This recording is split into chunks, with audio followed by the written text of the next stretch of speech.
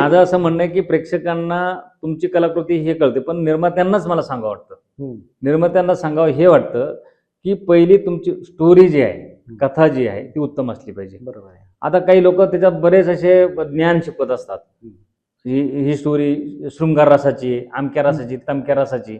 अरे बाबा, त्या कथेमध्ये सगळेच रस येऊन जातात, पण ती उत्तम स्टोरी असली पाहिजे.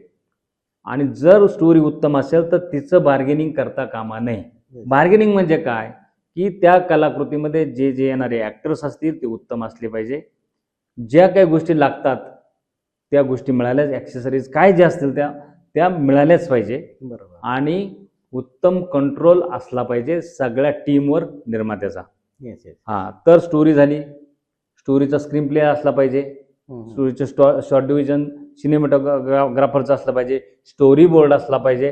तुम्हाला सिनेमा कसा दिसणार आहे मग त्यानं स्टोरी बोर्ड दिला पाहिजे, त्यानं स्क्रीन प्ले दिला पाहिजे, त्यानं टोटल जे काही संवाद असतील महत्त्वाचे ते सुद्धा तिथं लिहिले गेलेले पाहिजे. बरोबर. कुठली गोष्ट अंधारात ठेवून फायदा नाही. आणि काय ते काय कोणी चोरीला किती पळवायचं, ज्ञान कधी चोरी जात नाही, ते वाढतं. बरोबर. पण काही लोकांचा गैरसमज आहे आणि त्याच्यामुळे सुद्धा कलाकृती फसते. आता सरगम मध्ये डॉक्टर गिरीश कर्नाड आपल्यासोबत होते. खरं तर खूप मोठा कलाकार साऊथचा. आणि मी चांगले म्हणजे आता एवढं काम केलं तर काही चांगले अनुभव बी तुम्हाला आले असतील. एक्झॅक्टली. टेक्निशियनचे, कलाकारांचे, इतर गोष्टीचे, त्या चांगल्या अनुभवांसाठी काही चांगले अनुभव. आता तुम्ही बरोबर तुम्ही योग्य मुद्दा काढला की प्रेक्षकांनी हा चित्रपट का पाहायचा. तर गिरीश कर्नाड ही व्यक्ती जी आहे ती अशी बोगस स्टोरी निवडू शकत नाही. बरोबर. कधीच निवडू शकत नाही. म्हणजेच प्रेक्षकांनी हे ध्यानात ठेवलं पाहिजे की ह्या चित्रपटामध्ये इथं खरंच म्हणजे हा ज्ञानपीठ मिळणारा, पुरस्कार मिळणारा आणि उत्तम कलाकार मराठीमध्ये शेवटचा चित्रपट करणारा हा गिरीश कर्नाड, जे एवढे महान व्यक्तिमत्व यांनी सिनेमा केलाय, म्हणजे ती स्टोरी कशी असेल. बरोबर. आणि ती इम्प्रेस झाली ॲक्च्युली. आमचे डिरेक्टर शिवकदम, त्यांना बेंगळूरला जाऊन त्यांनी स्टोरी ऐकवली. ते म्हणे माझी तब्येत कशी असू द्या पण मी हा सिनेमा करणार. बरोबर.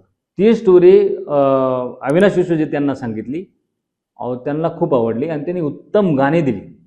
म्हणजेच काय, कथा चांगली. बरोबर. हा एक भाग आहे. सरगम हा येतोय त्याबाबत आपण खरं तर आज चर्चा करतोय. बरेच सिनेमे तुम्ही केले, चांगले चित्रपट आणतायत, अजूनही तुम्हाला आणायचे. आणि जेव्हा एखाद्या निर्मात्याचा चित्रपट रिलीज होतोय तर तुम्ही प्रेक्षकांना कशा पद्धतीने आव्हान, म्हणजे मार्केटिंगवाले बाकी इतर लोक तर आव्हान करतात, निर्माता म्हणून काय आव्हान करू शकाल प्रेक्षकांना? प्रेक्षकांना हे आव्हान करेल की मराठी सिनेमे जे आहेत अत्यंत कष्टातून बनवलेले असतात आणि त्यातल्या त्यात मराठी सिनेमांना जर पुढं आणायचं असेल किंवा मराठी सिनेमांचं म्हणजे मराठी सांस्कृतिक भाग टिकवायचा जर असेल आपल्याला, तर सिनेमा थिएटरमध्ये जाऊन बघितलं पाहिजे आणि त्याला दाद दिली पाहिजे प्रेक्षकांनी. मग भले त्याच्यावर तुम्ही निर्विवादपणे टीका करा, म्हणजे जे चुकलं ते बोला की ह्या डिरेक्टरनं इथं माती खाली, त्यानं इथं अमकं केलं, दुसऱ्याच ऐकून बोलू नका. प्रेक्षकांना हे माझं आव्हान राहील. पाहिलं पाहिजे. प्रेक्षकांनी स्वतःहून थिएटरमध्ये जाऊन पिक्चर बघितलाच पाहिजे. बरोबर. बरोबर. कारण साऊथ आजही त्यांची इंडस्ट्री या गोष्टीवर टिकून आहे. बरोबर आहे की आपल्या हिरोचा पिक्चर येतोय किंवा आपल्या मातीतला बनलेला चित्रपट येतोय आणि त्यांनी जर त्यांना डोक्यावर जर घेतलं तर ते लोक परत हिंदीमध्ये डब करतात, परत दुसरीकडे करतात. पण त्यांना वाटलं आपल्याच लोकांना वाटलं हा चित्रपट काय बरोबर झाला नाही, ते नाही करत डब. बरोबर आहे. तसंच आपल्या मराठी प्रेक्षकांनी दाद दिली पाहिजे आणि कोणी मग डिस्ट्रीब्युटर असो कोणी असो त्याच्या लक्षात येतं की मराठी सिनेमे लोक बघतात, आपल्याला भाडे तत्वावर सिनेमे त्यांना प्रोड्युसरला द्यायचे नाही, शेअरिंग बेसवर द्यायचं. तर मग हळूहळू या गोष्टी बदल होईल. पण प्रेक्षक मेन आहे. बरोबर.